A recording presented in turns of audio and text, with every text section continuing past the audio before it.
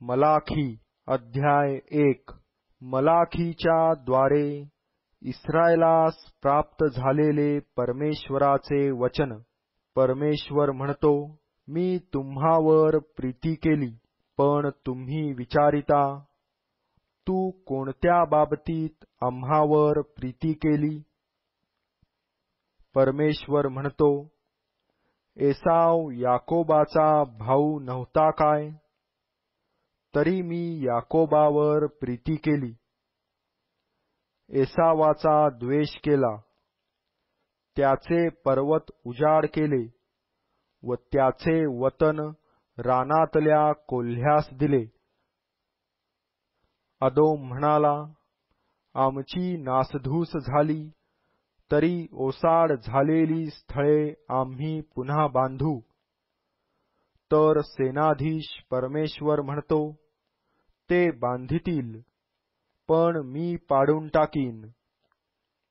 आणि लोक त्यास दुष्टतेचा प्रदेश व परमेश्वर ज्यावर सदा रुष्ट आहे असे राष्ट्र म्हणतील. तुमचेच डोळे पाहतील व तुम्ही म्हणाल, इस्रायेलाच्या सीमेच्याही पलीकडे परमेश्वराचा महिमा होवो. मुलगा आपल्या बापाचा व चाकर आपल्या धन्याचा सन्मान करीतो. मी बाप आहे, तर माझा सन्मान कोठे आहे? मी धनी आहे, तर माझे भय कोठे आहे? असे त्याच्या नामाचा अपमान करणाऱ्या तुम्हा याजकास परमेश्वर विचारतो. तरी तुम्ही म्हणता, आम्ही तुझ्या नामाचा कोणत्या प्रकारे अपमान केला? तुम्ही माझ्या वेदीवर विटाळलेली भाकर चढविता. तरी तुम्ही विचारिता, आम्ही कोणत्या प्रकारे तुला विटाळविले? तुम्ही म्हणता, परमेश्वराचे मेज तुच्छ आहे. असे तुम्ही बोलता, तेणेकरून तुम्ही ते विटाळविता. तुम्ही आंधळा पशु अर्पिता, हा अधर्म नव्हे काय? लंगडा किंवा रोगी असा बली देता, हा अधर्म नव्हे काय? असले अर्पण आपल्या प्रांताधिकाऱ्यास देऊन तर पहा, तो तुझवर प्रसन्न होईल काय? अथवा तुझवर त्याची मर्जी बसेल काय? असे सेनाधीश परमेश्वर म्हणतो. आता परमेश्वराने आम्हावर करुणा करावी, म्हणून देवाचा अनुग्रह मागा. तुमच्या हातून हे घडले आहे. तुमच्या या कृत्यामुळे तो कोणावर प्रसन्न होईल काय? असे सेनाधीश परमेश्वर म्हणतो. तुम्ही माझ्या वेदीवर निरर्थक अग्नी पेटवू नये, म्हणून तुमच्यातला कोणी दरवाजे बंद करील तर बरे. सेनाधीश परमेश्वर म्हणतो, तुमच्यात मला मुळीच संतोष नाही. तुमच्या हातचे यज्ञार्पण मला मान्य नाही. कारण सूर्याच्या उगवतीपासून मावळतीपर्यंत राष्ट्रांमध्ये माझे नाम थोर आहे. माझ्या नामाप्रित्यर्थ प्रत्येक स्थळी धूप जाळीतात व निर्दोष बली अर्पितात. कारण माझे नाम राष्ट्रांमध्ये थोर आहे, असे सेनाधीश परमेश्वर म्हणतो. पण तुम्ही म्हणता, परमेश्वराचे मेज विटाळिले आहे. त्याचे उत्पन्न, त्याचे अन्न ही तुच्छ आहेत. अशाने तुम्ही माझ्या नामाची अप्रतिष्ठा करिता. तुम्ही असेही म्हणता, काय पीडाही! तुम्ही नाक मुरडिता, असे सेनाधीश परमेश्वर म्हणतो. लुटून आणलेला, लंगडा किंवा रोगी असा पशु आणून तुम्ही अर्पिता. तुमच्या हातचे असले अर्पण मला पसंत होईल काय, असे परमेश्वर म्हणतो. आपल्या कळपात नर असून त्याचा नवस केल्यावर कोणी सदोष पशूचा यज्ञ करीतो, असा फसविणारा शापित असो.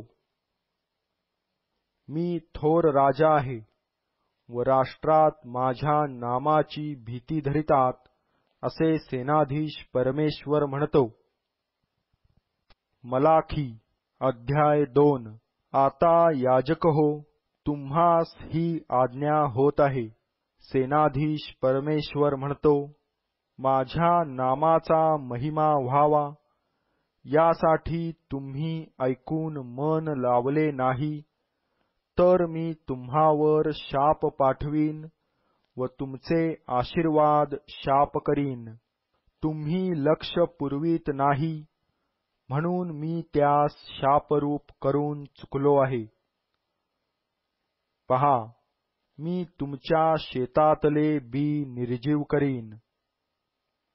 तुमच्या यज्ञपशूची विष्ठा तुमच्या मुखास फाशीन. लोक विष्ठेबरोबर तुम्हासही फेकून देतील. लेव्याबरोबर माझा करार कायम व्हावयासाठी ही आज्ञा मी तुम्हाकडे पाठविली आहे, हे तुम्हा समजेल, असे सेनाधीश परमेश्वर म्हणतो. मी त्याचबरोबर केलेला करार जीवनाचा व शांतीचा होता. त्याने भय धरावे म्हणून मी ती त्यास दिली होती, आणि त्याला माझी भीती वाटली व माझ्या नामाचा त्याला धाक वाटला. त्याच्या मुखात सत्याचे धर्मशास्त्र होते. त्याच्या वाणीत कुटिलता आढळली नाही. तो माझ्याबरोबर शांतीने व सरळतेने वागला व त्याने बहुतास अधर्मापासून वळविले. कारण याजकाच्या वाणीच्या ठायी ज्ञान असावे. त्याच्या तोंडून धर्मशास्त्र ऐकण्यास लोकांनी आतुर असावे.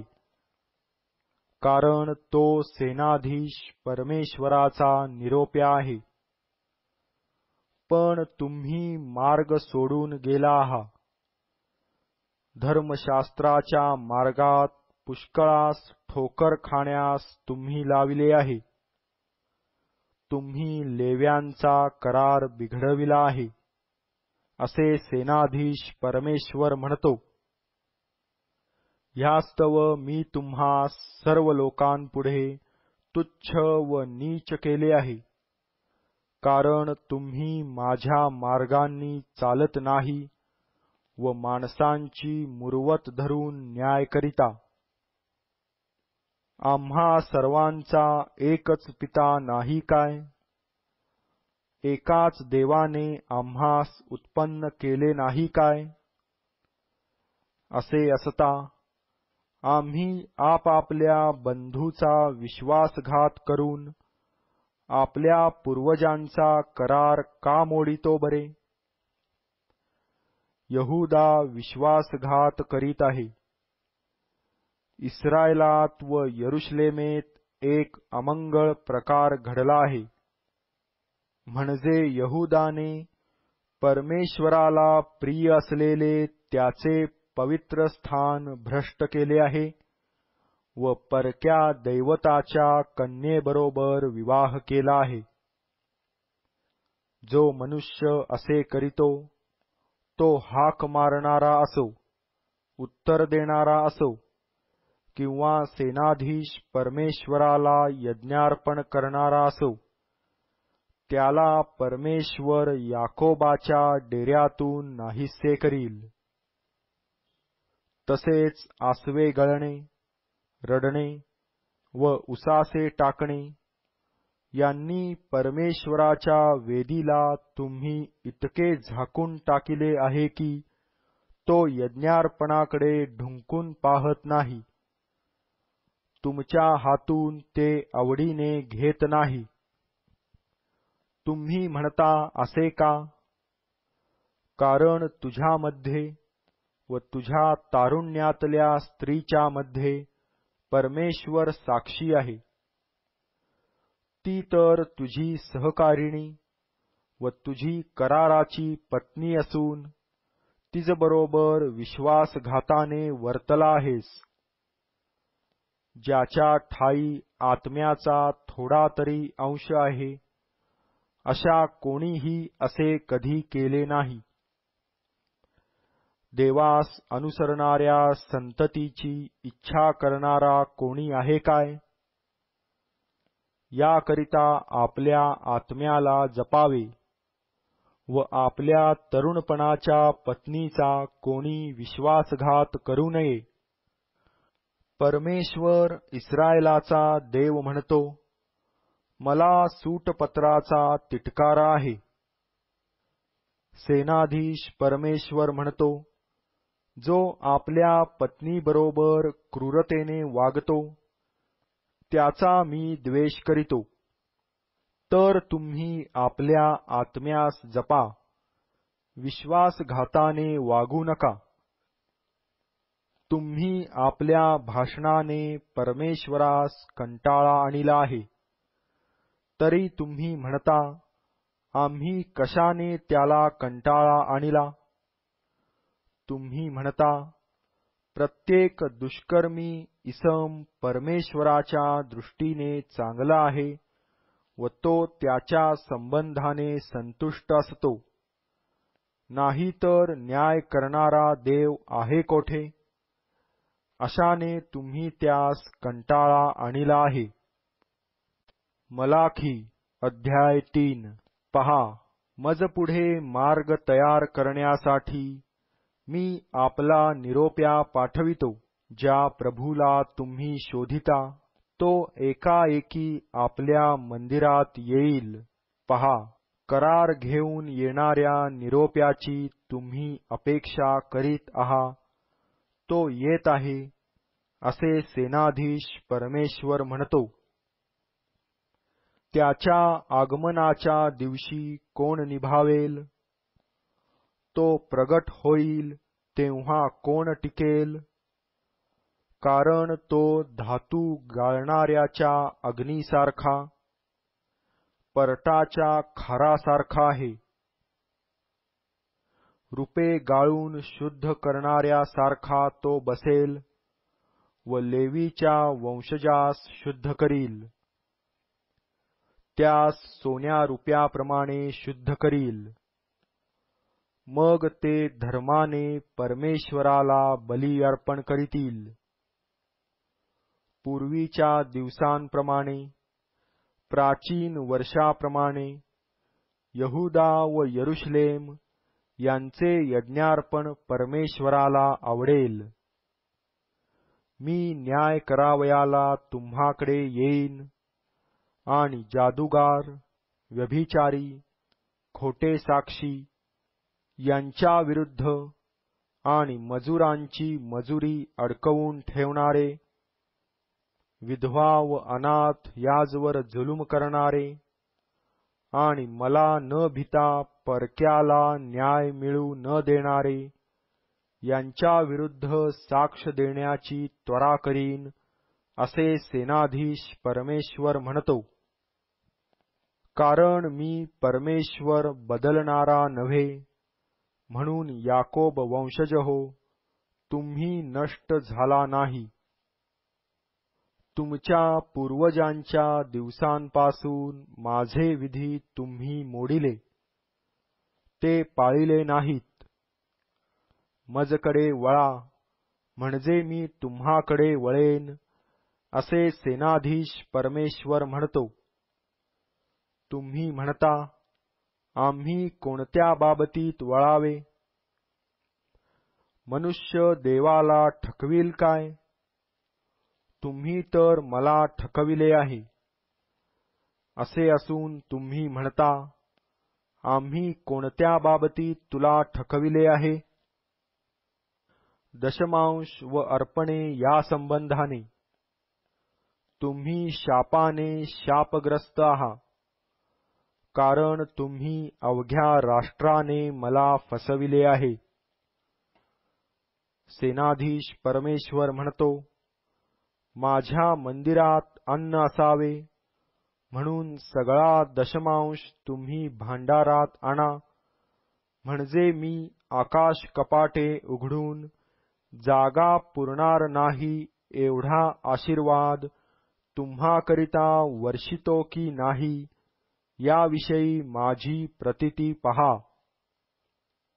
तुमच्या भूमीच्या पिकाची नासाडी होऊ नये म्हणून ते खाऊन टाकणाऱ्यास मी तुम्हासाठी धमकावीन. तुमच्या बागेतील द्राक्षालतांचे फळ अकाली गळणार नाही, असे सेनाधीश परमेश्वर म्हणतो. सर्व राष्ट्रे तुम्हाला धन्य म्हणतील, कारण तुमची भूमी मनोरम होईल, असे सेनाधीश परमेश्वर म्हणतो. परमेश्वर म्हणतो, तुम्ही मजबरोबर कठोर भाषण केले आहे, तरी तुम्ही म्हणता, आम्ही तुझविरुद्ध काय बोललो? तुम्ही म्हणाला, देवाची सेवा करणे व्यर्थ आहे. त्याने आज्ञापिल्याप्रमाणे आम्ही केले व सेनाधीश परमेश्वरापुढे आम्ही शोकवस्त्रे धारण करून चाललो, यापासून लाभ काय? आता आम्ही गर्विष्ठास सुखी म्हणतो. दुराचारी संपन्न झाले आहेत. त्यांनी देवाची परीक्षा पाहिली, तरी त्यांचा निभाव लागला आहे. तेव्हा परमेश्वराचे भय बाळगणारे एकमेकास बोलले. ते परमेश्वराने कान देऊन ऐकले व परमेश्वराचे भय धरणारे व त्याच्या नामाचे चिंतन करणारे यांची एक स्मरणवही त्याजसमोर लिहिण्यात आली. सेनाधीश परमेश्वर म्हणतो, मी नेमीन त्या दिवशी ते माझा खास निधी होतील. जसा कोणी आपली सेवा चाकरी करणाऱ्या पुत्रावर दया करीतो, तसा मी त्याजवर दया करीन. मग तुम्ही वळाल आणि धार्मिक व दुष्ट यांच्यातला आणि देवाची सेवा करणारा व सेवा न करणारा यांच्यातला भेद तुम्हाला कळेल. मलाखी अध्याय 4. पहा, भट्टीसारखा तप्त दिवस येत आहे. सर्व गर्विष्ठ व सर्व दुराचारी धसकट बनतील. तो येणारा दिवस त्यास जाळून टाकील. त्यांचे मूळ, फांदी वगैरे काहीच राहू देणार नाही, असे सेनाधीश परमेश्वर म्हणतो. पण तुम्ही जे माझ्या नामाचे भय धरणारे, त्या तुम्हावर न्यायत्वाचा सूर्य उदय पावेल. त्याच्या पंखांच्या ठायी आरोग्य असेल.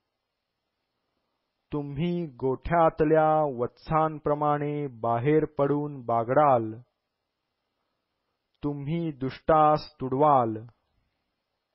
कारण मी हे करीन, त्या दिवशी ते तुमच्या पायांच्या तळव्यांखाली राखेप्रमाणे होतील, असे सेनाधीश परमेश्वर म्हणतो. माझा सेवक मोशे याला सर्व इस्रायलासाठी म्हणून होरेबात मी दिलेले धर्मशास्त्र, म्हणजे अर्थात नियम व निर्णय यांचे स्मरण ठेवा. पहा, परमेश्वराचा मोठा व भयंकर दिवस येण्यापूर्वी मी एलिया संदेष्ट्यास तुम्हाकडे पाठवीन. तो वडिलांचे हृदय त्यांच्या पुत्रांकडे व पुत्रांचे हृदय त्यांच्या वडिलांकडे वळवील. मी येऊन भूमीला शापाने ताडण करावे असे न होवो.